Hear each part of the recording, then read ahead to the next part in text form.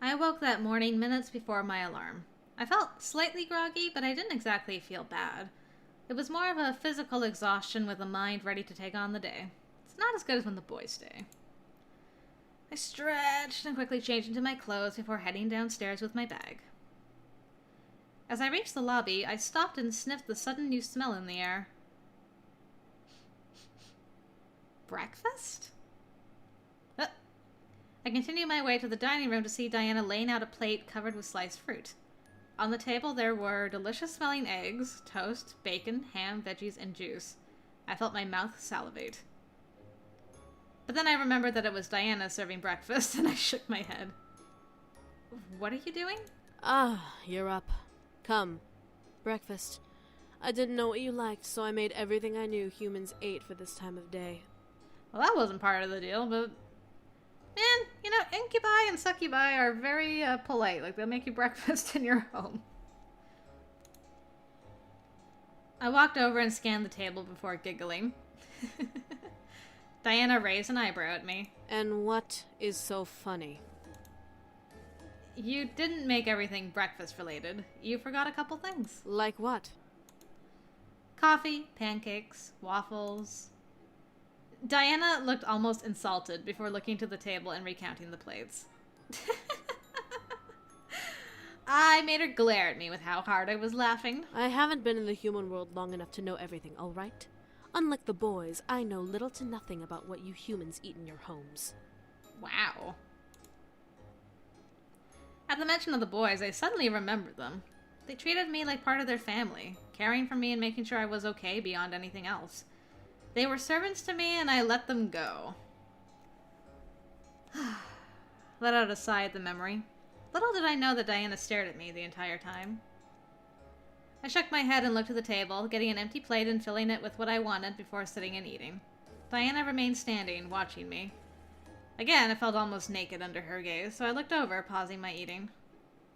Aren't you going to eat? I already ate. Sheesh. What did you eat? You really wish to know?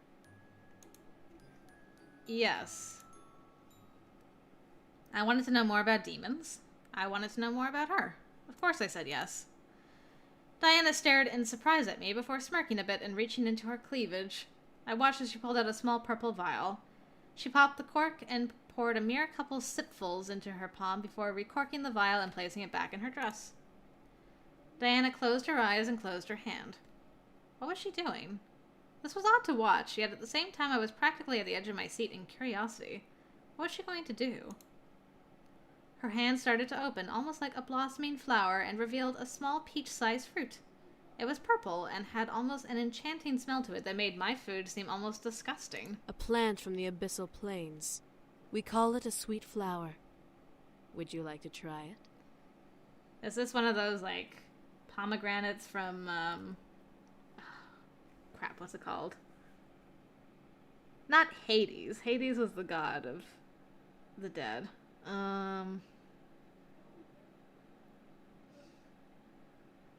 Or was it Hades? I can't remember. The Greek death world where Hades had Persephone eat a pomegranate. That's kind of what I feel like right now. Sure. I nodded, staring at the fruit. It looked absolutely glorious and delectable. I couldn't resist grabbing onto the chance to try it. Diana nodded before cupping the fruit in both hands and pulling the purple flesh from the fruit, revealing a juicy, blackish center. As if it was cut on the inside, Diana pulled out a perfect slice and handed it to me. I must say, you may be the first human to try this fruit. You should consider yourself lucky. I'm honored, I'm sure. I nodded, not pulling my eyes away from the fruit slice in my hand. It was juicy, and its clear juice painted over my fingers. I somehow didn't care. I wanted to try it and savor it. I lifted the small slice to my lips and took a small bite, feeling ecstasy run through my mouth. I almost couldn't fight back the moan that was erupting from my throat. It was sweet, yet it was slightly tart. It was the perfect combination, and at the same time it felt so unnatural. I felt not only pleasure in my mouth, but my body began to feel energized and warm. All of that was from a small bite. I swallowed the biteful and let out a pleasureful sigh, making Diana smirk slightly at me with a raised eyebrow. I couldn't lie to her about how it tasted. It's delicious. That it is. They're natively grown in my kingdom, so I have the pleasure of enjoying these every day. You have a kingdom? I do. The boys are not the only royals in the demon world, sweetie. I just so happen to be a princess. I stared in surprise. She was really a princess? How? She looked so mature. She was more of a queen than a princess. Her face, what? Really? You're a princess? You seem more like a queen. For a split second, I swore I saw Diana blush, but as she started to laugh, I shook my head at the thought. You flatter me, little girl. You best be careful. I may just take your flattery as an invitation to take your energy. Why would you take it that way? I shut my mouth, feeling a blush run across my own cheeks. I returned to eating the fruit, hearing her chuckle and eat the remainder of the fruit on her own. Surprisingly, I felt full just from that small slice. How could that be? The only explanation I had was that it was a demon fruit, so I mentally accepted it as just that. What I didn't expect was Diana leaning over and lifting my chin to look down at me. Messy, aren't you? What? I stared as Diana came closer and gently kissed my cheek by the corner of my lip, making me gasp slightly. What was she doing? Why was she kissing my cheek? I was red in the face already, and here she was taking advantage. The nerve. Diana pulled away and slightly licked and popped her lips. What? You had a little juice on the side of your lip. It was bothering me. You had a little... Yeah, sorry, I double-clicked. Don't worry, girl. I ran my fingers over where she kissed me and felt my red face grow even hotter. Diana chuckled slightly at the sight, making me almost glare at her. I didn't know if she was flirting with me or trying to embarrass me. Either way, she was winning. Eventually, my alarm started going off, reminding me to be ready for Naomi and Suzu. Oh right, school was a thing. I stood from my chair and grabbed my bag, walking out of the dining room. And where are you going, might I ask? I have to go to school. Ah, I see.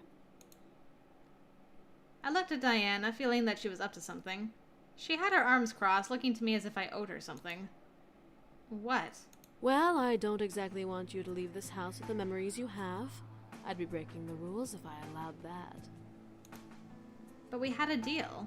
You stay for a day, I keep my memories until you leave. I still have to go to school, though. Oh, I still have school to go to, though. Then skip school and stay home. What? Skip school? Preposterous. I would be, like, skipping school, because I'm like, well, I've got one day left with these memories. I gotta ask all the questions I'm gonna ask. I'm not spending 8 hours at school. Forget that. That, or I go with you. Oh, no, not that again. What? Diana was crazy. To suggest going to my school was practically signing a death wish. Everyone would ask about her. What would I tell everyone? That's crazy. I can't let you leave this house with those memories unless I'm with you. Rules are rules. What rules? The rules of the world, sweetie. Rules of the world? What was she talking about? The rules applies to any magical being that lives in the human world. They were established on a day you humans might know as the birth date of Jesus Christ. Okay. Wait, so does that mean Christianity is legitimate? It's a story to some, a religious faith to others. I won't deny or prove a religion exists because that's a human matter. Magical beings, on the other hand, don't pay attention unless they're angels from the world of heaven. My curiosity was pecking at my mind like a frantic bird. I wanted to know more. Diana was giving me answers and I wanted to ask more questions. However, I had to go to school. I was conflicted. Stay, and I'll tell you more of these rules. And if I go? Then I take your memories. Now. Wow. I was trapped. There was no way I could bring Diana with me without some repercussion. If she took my memories now, then I'd go to school without remembering anything. However, if I stayed, I could learn more, but I'd miss school. Good grief, I'll stay. Please. I bit my lip. Do I really want to stay? I could feel my fingers run over my phone and call up Naomi. Without even listening to the phone, I spoke into it. Hey girls, I'm feeling really sick. Don't worry about coming, and don't come over. I'm staying home and getting better. I hung up without even acknowledging Naomi or Suzu on the other end. Diana crossed her arms and waited for me to return to her fully. I threw my bag to the side and looked at Diana, ready to learn more. You're going to tell me everything. I'll do the best I can. I walked up the stairs with Diana behind me. I glanced into the dining room to see it already clean. I guess Diana used magic to clean up after us. It's so handy. I continued and wound up walking into my bedroom. I sat on the bed as Diana stood by the balcony window. It was just like last night. So I can ask anything and you'll answer, right? I'll give you the best answers I can give. Knowing Diana, it could have been a white lie. She already had hidden some details, but I guess she had her reasons. However, I would need to know more than just details. The rules of the worlds. What are they? They are the heart and soul of the human world, created and approved by all 5 worlds on the human date, December 25th. 5 worlds. In human terms, there is the human world, heaven, purgatory, hell, and the abyss. What are the rules in this agreement? These rules dictate the behavior of otherworldly creatures in the human world. Without them, there would be constant war between angels and devils, while the vampires would try and enslave humanity. Good grief. Demons are merely the watchers, but often the devils or vampires will try and coax them into joining them. So angels and vampires exist too? Yes. Angels are from heaven, watching over the human world with a careful eye. Vampires are from the human world, but pass on to purgatory before rebirth. Okay. I stared at my lap. This was all amazing, yet this wasn't satisfying my curiosity. Did I want to know more? Did I want to know just about demons? This was all a huge deal, and I felt both over and underwhelmed. So these rules have rules over humans. Humans can't know about magic at all. Correct. Humans, to the angels, need to remain pure and innocent. So they dictated that humans cannot know of the other worlds or of other beings. The rest of us agreed. Only a select few are allowed to know the truth about us. But that's hardly fair, isn't it? Well, take a look at yourself. You're barely proficient with magic. Your kind is too focused on who will fight the next war or who will screw the next person. It's true. I'm sorry to admit this, but humans are the weakest race in the planes of existence. The only ones who truly protect you are angels. I felt angry that she made humans sound inferior. Yeah, we had our faults, but it wasn't like any of the other races were better, right? There was no way humans were the inferior race. Uh-huh. Well, we're not inferior. Oh, you're not now? Really?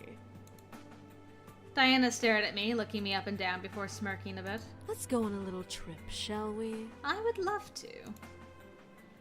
I raised my eyebrow. What was she on about? First she wanted me to stay here, now she wanted to go out. What was with this girl? Before I could protest, the world began to spin around me, forcing me to jump up and grab onto Diana. She held me as the room spun practically out of control. My fear escalated and I buried my face in her shoulder, wanting it to stop. If she was trying to prove a scary point, it was working. Hey, I'm at my office. I felt the world slow down around me and soon came to a halt. I didn't want to look, but gently Diana pushed me away from her body for me to look around. I gasped when I realized that I was in a business office.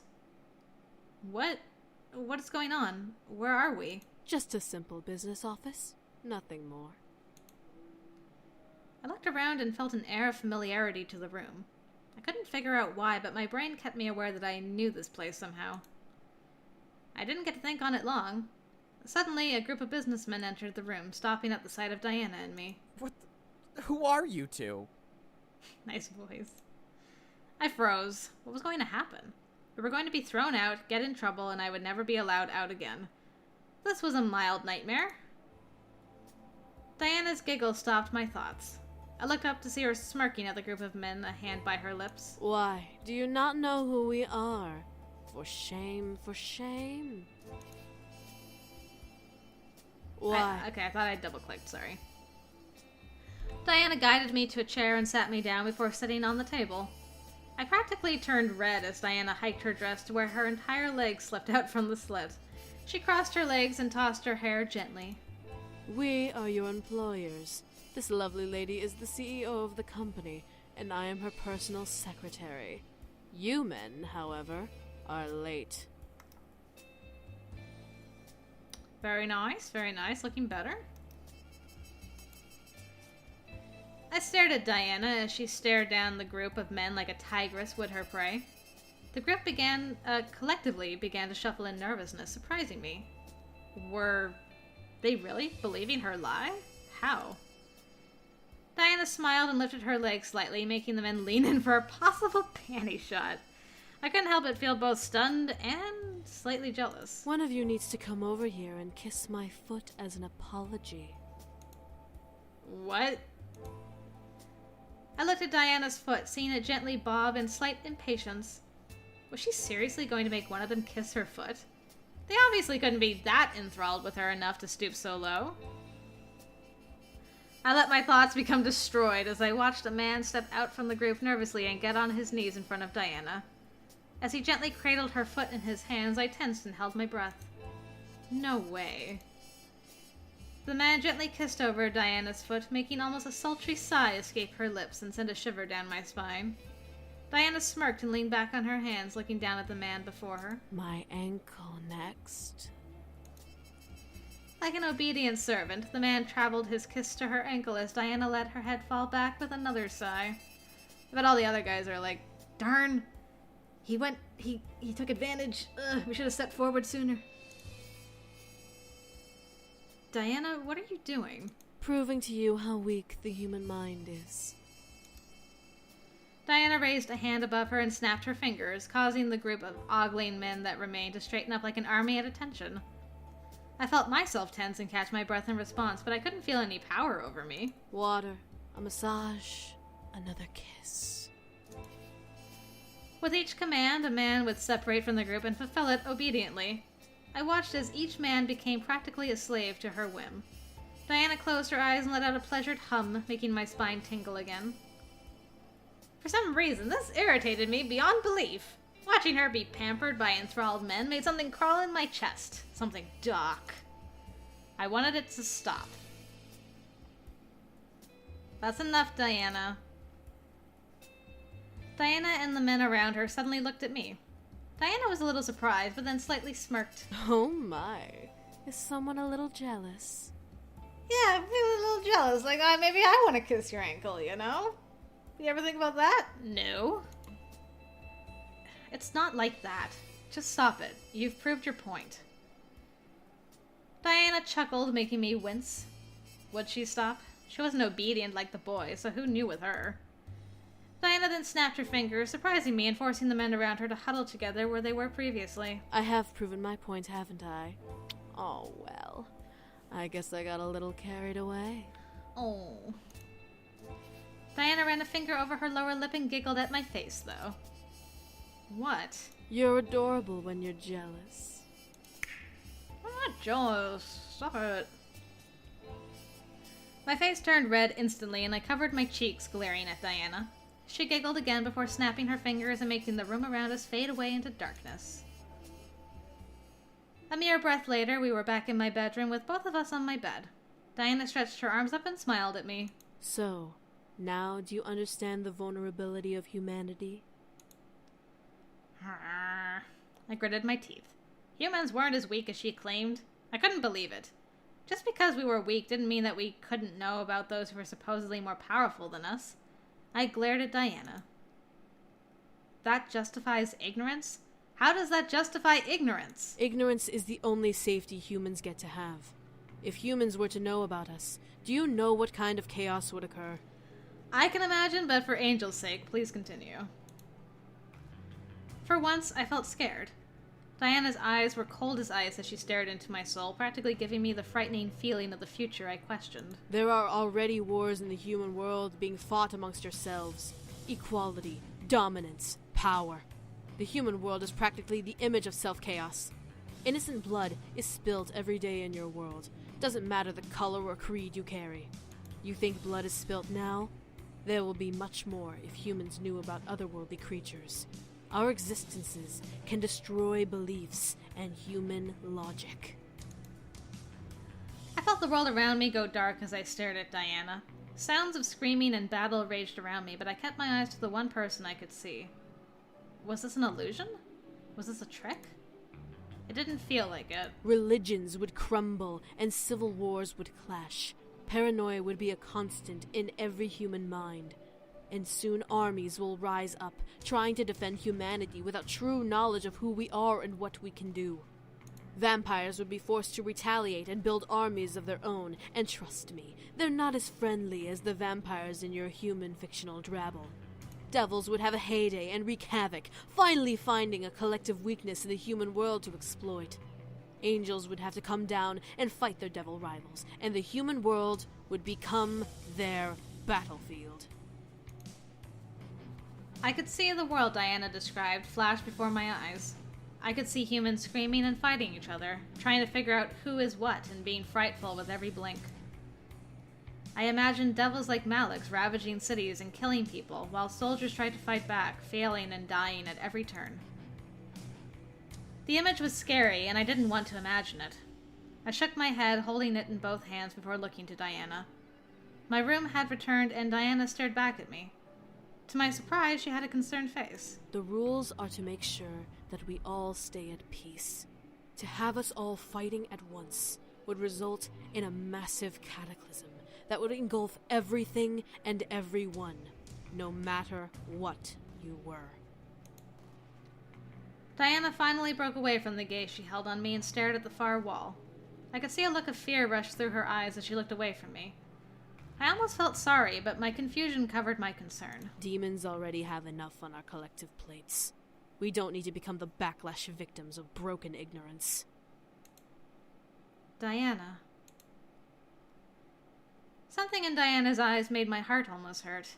Even though she wasn't looking at me, I could almost see all of the emotions that ran in her mind just by observing her eyes. I felt bad, terrible even, for questioning her as I did.